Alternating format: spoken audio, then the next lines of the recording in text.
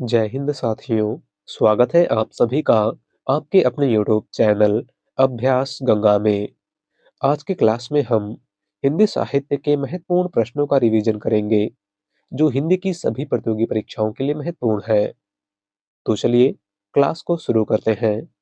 Class को शुरू करने से पहले यदि आप लोग चैनल पर नए हैं तो चैनल को सब्सक्राइब करके बेल आइकन को प्रेस कर लीजिएगा, जिससे हमारे आने वाले वीडियो के नोटिफिकेशन सबसे पहले आप तक पहुंचे।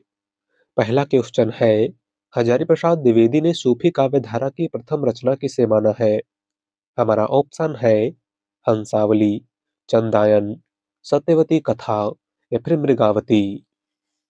राइट आंसर है ऑप्शन सी, सत्यवती कथा। हजारी प्रसाद द्विवेदी ने सूफी काव्य धारा की प्रथम रचना इनमें से किसको माना है? तो सत्यवती कथा को, जिसके लेखक ईश्वर दास हैं। कौन है? ईश्वर दास।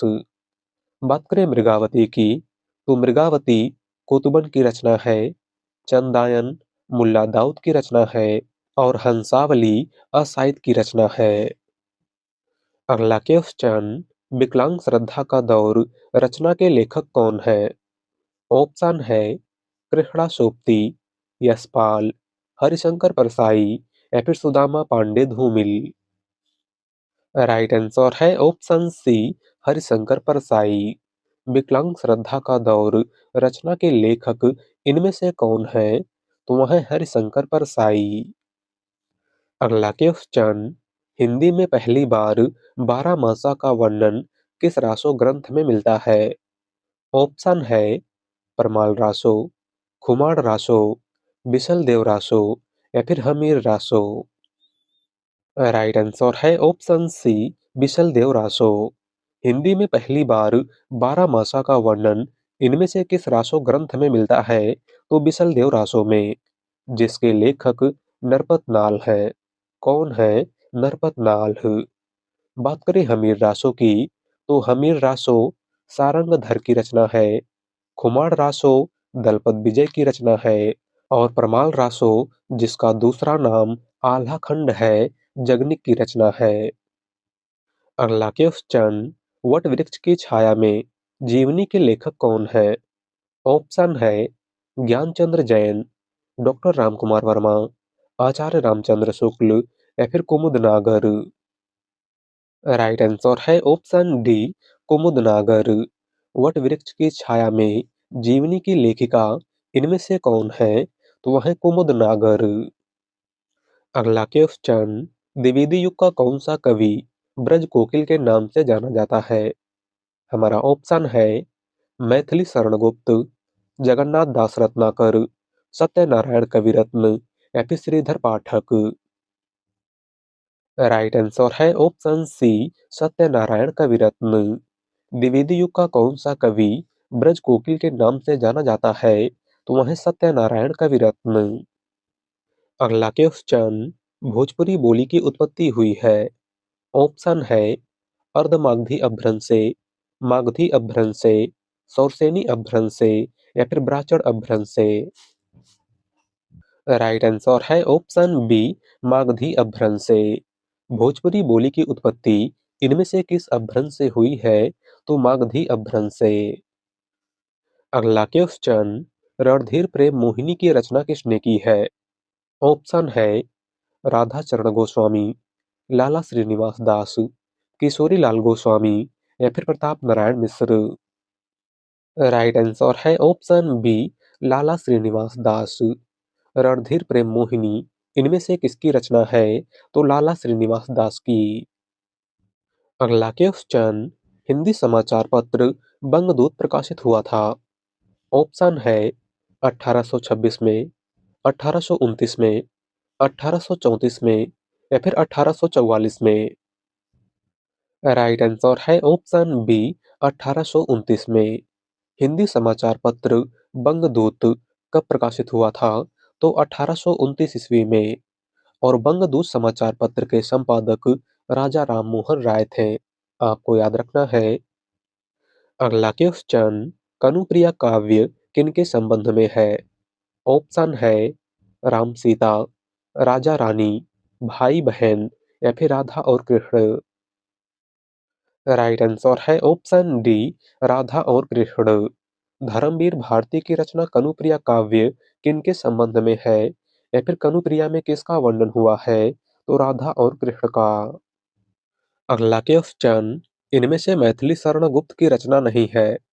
ऑप्शन है भारत भारती, जयद्रथ वध, प्रेम पथिक, या फिर यशोधरा। राइट आंसर है ऑप्शन सी, प्रेम पथिक।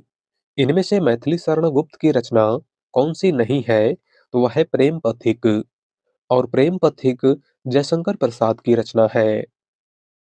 अगला क्वेश्चन, निम्नलिखित बोलियों को क्षेत्र के अनुसार सम्मिलित कीजिए।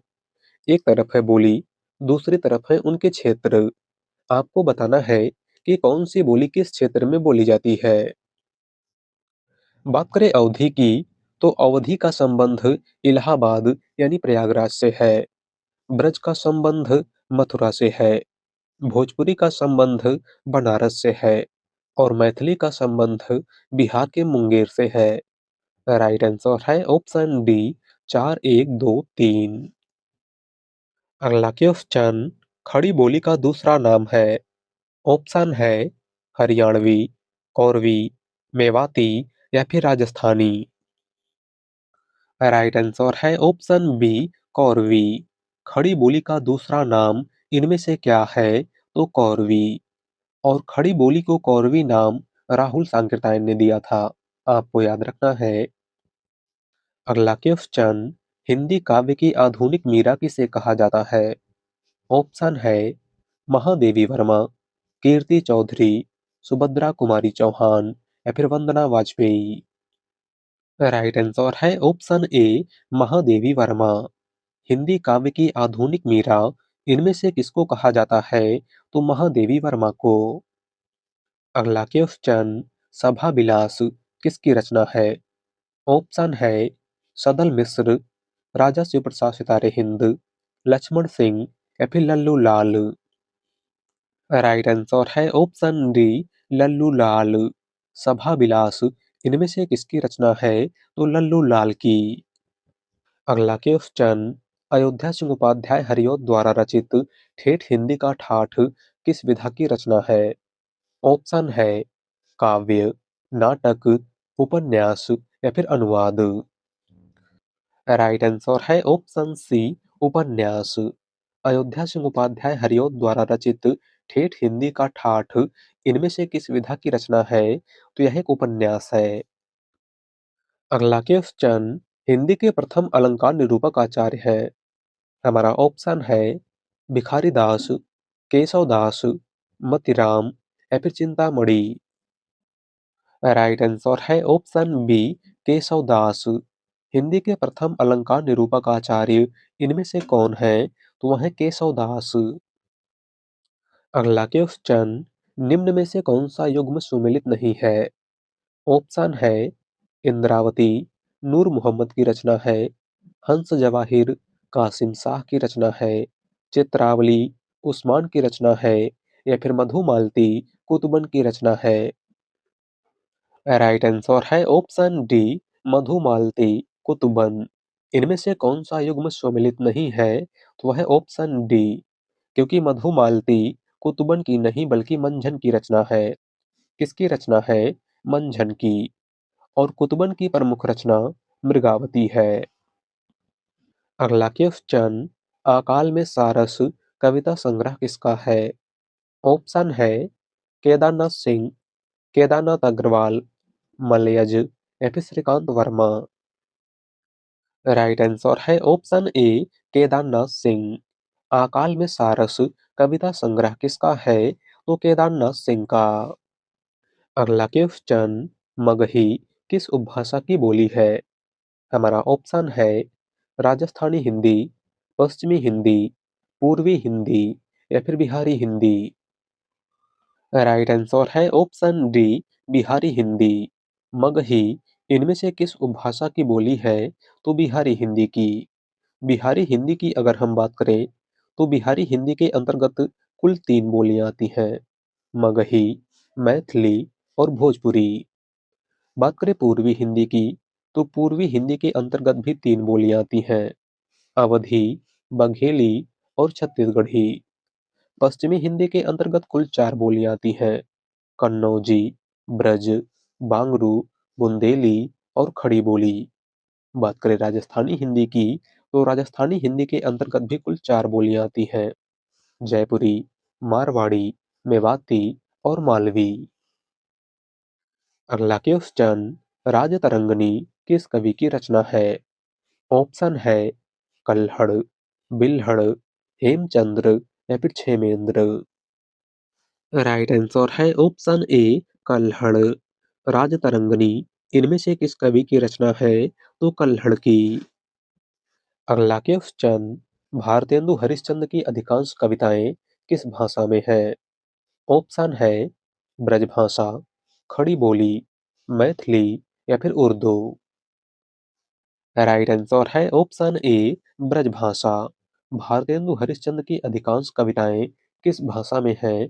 तो आपको याद रखना है ब्रजभाषा में। अगला क्वेश्चन, चारण काल किस काल का दूसरा नाम है? ऑप्शन है भक्ति काल, रीति काल, आधुनिक काल या फिर आदिकाल। राइट आंसर है ऑप्शन डी आदिकाल। चारण काल इनमें से किस काल का दूसरा नाम है? तो आदिकाल का।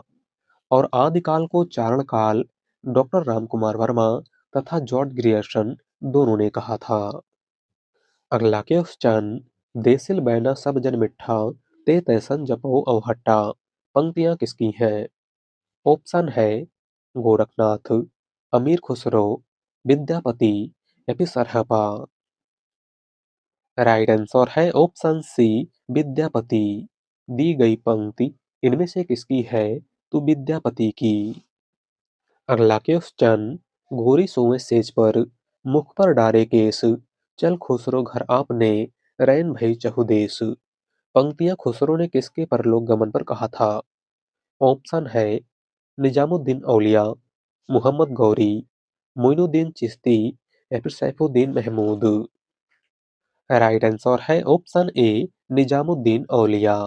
गोरी सोए सेज पर मुख पर डारे केस चल खुसरो घर आपने रैन भई चहुदेस। पंक्तियां अमीर खुसरो ने किसके परलोक गमन पर कहा था? तो अपने गुरु निजामुद्दीन औलिया के। अगला क्वेश्चन, भक्ति काल को कितने भागों में बांटा गया है? ऑप्शन है 5, 4, 3 या फिर 2। राइट आंसर है ऑप्शन डी 2। भक्ति काल को कुल कितने भागों में बांटा गया है? तो 2 भागों में। एक निर्गुण काव्य धारा और दूसरा सगुण काव्य धारा। अगला क्वेश्चन, निम्नलिखित में से विद्यानिवास मिश्र की रचना नहीं है।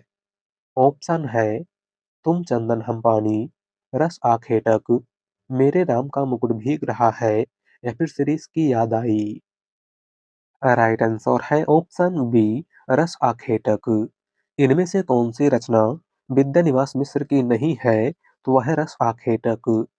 और रस आखेटक कुबेरनाथ राय की रचना है। किसकी रचना है? कुबेरनाथ राय की। अगला क्वेश्चन, हिंदी का प्रथम दैनिक समाचार पत्र समाचार सुधा वर्षण के संपादक कौन थे? ऑप्शन है श्याम सुंदर सेन, राजा राम मोहन राय, महावीर प्रसाद द्विवेदी या फिर पंडित जुगल किशोर। राइट आंसर है ऑप्शन ए श्याम सुंदर सेन।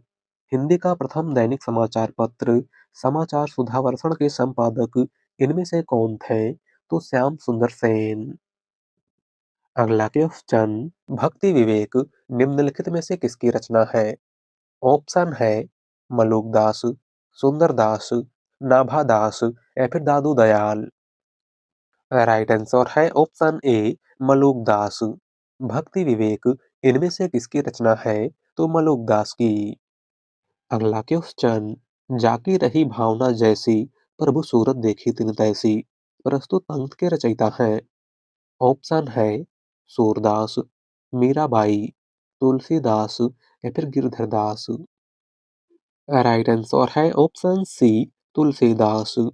दी गई पंक्ति इनमें से किसकी है? तो गोस्वामी तुलसीदास की।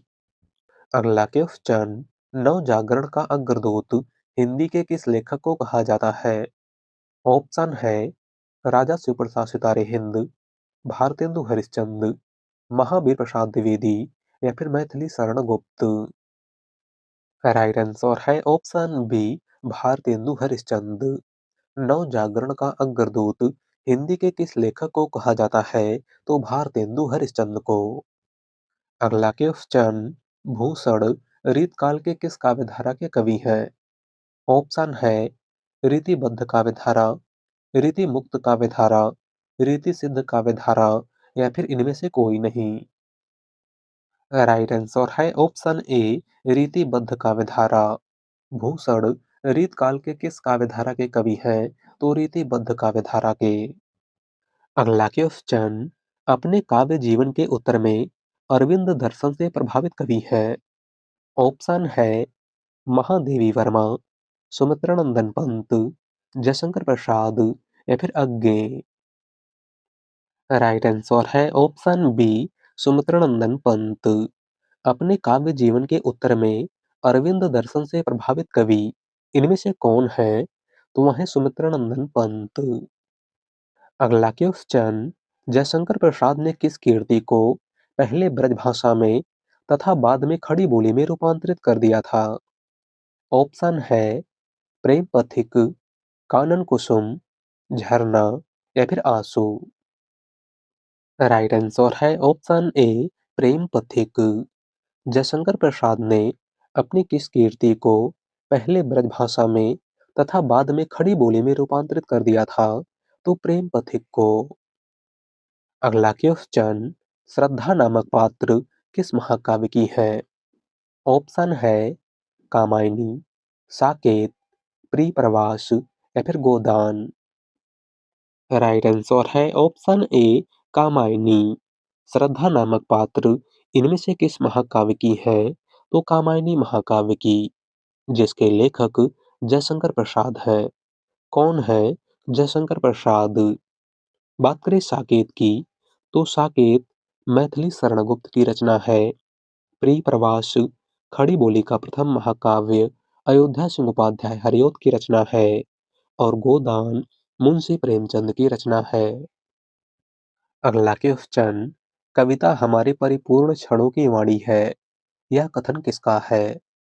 ऑप्शन है जयशंकर प्रसाद, सुमित्रानंदन पंत, सूर्यकांत त्रिपाठी निराला या फिर महादेवी वर्मा।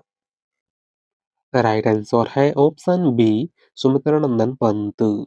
दिया गया कथन इनमें से किसका है? तो सुमित्रानंदन पंत का। अगला क्वेश्चन, जमुन जल तुम काव्य के रचनाकार हैं। ऑप्शन है भवानी प्रसाद मिश्र, सुदामा पांडे धूमिल, शिवमंगल सिंह सुमन या फिर केदारनाथ अग्रवाल। राइट आंसर है ऑप्शन डी, केदारनाथ अग्रवाल। जमुन जल तुम काव्य के रचनाकार इनमें से कौन है? तो केदारनाथ अग्रवाल। अगला क्वेश्चन, अज्ञे कौन से वाद के कवि हैं? ऑप्शन है प्रगतिवाद, प्रयोगवाद, छायावाद या फिर इनमें से कोई नहीं। राइट आंसर है ऑप्शन बी, प्रयोगवाद। सच्चिदानंद, हीरानंद व सैन अज्ञे इनमें से किस वाद के कवि हैं? तो प्रयोगवाद के। और अज्ञे प्रयोगवाद के प्रवर्तक भी हैं, आपको याद रखना है। अगला क्वेश्चन, साखी किस कवि का काव्य संग्रह है? ऑप्शन है केदारनाथ सिंह, कुंवर नारायण, मलयज या फिर विजय देव नारायण शाही। राइट आंसर है ऑप्शन डी, विजय देव नारायण शाही। साखी इनमें से किस कवि का काव्य संग्रह है? तो विजय देव नारायण शाही का। अगला क्वेश्चन, मेघदूत काव्य का खड़ी बोली में अनुवाद किया है। ऑप्शन है सदल मिश्र, भारतेंदु हरिश्चंद्र, लल्लू लाल या फिर राजा लक्ष्मण सिंह। राइट आंसर है ऑप्शन डी, राजा लक्ष्मण सिंह।